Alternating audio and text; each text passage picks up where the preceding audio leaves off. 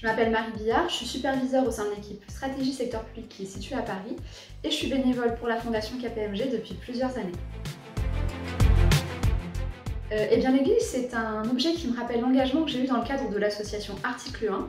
J'ai accompagné durant ces 2 années de master une élève. L'aiguille illustre bien ce qu'a été cet accompagnement, quelque chose qu'on a construit sur mesure, tel un patron de vêtements, en fonction de ses besoins. L'objectif de l'accompagnement, c'était que je puisse lui donner une appréciation fine de ce qu'était le monde professionnel, afin qu'elle puisse s'en saisir dans le cadre de sa recherche d'emploi futur. Ce que j'ai particulièrement apprécié de ces 2 années, c'est que Lorraine et moi, on a eu le temps d'apprendre à se connaître, de tisser de vrais liens de confiance.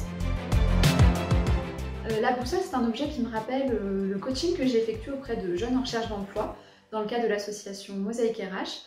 J'ai rencontré 5 jeunes qui avaient des parcours très différents, aussi bien des parcours de vie que des parcours académiques. Ça a nécessité qu'ils se livrent sur leurs doutes et sur leurs difficultés afin que je puisse les conseiller au mieux et les orienter tels que l'aurait fait une boussole.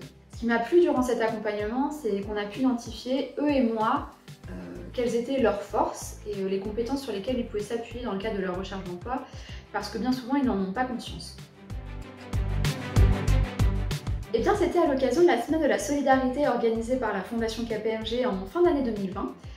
J'ai passé une matinée au sein du centre de tri des Restos du Cœur avec d'autres collègues KPMG.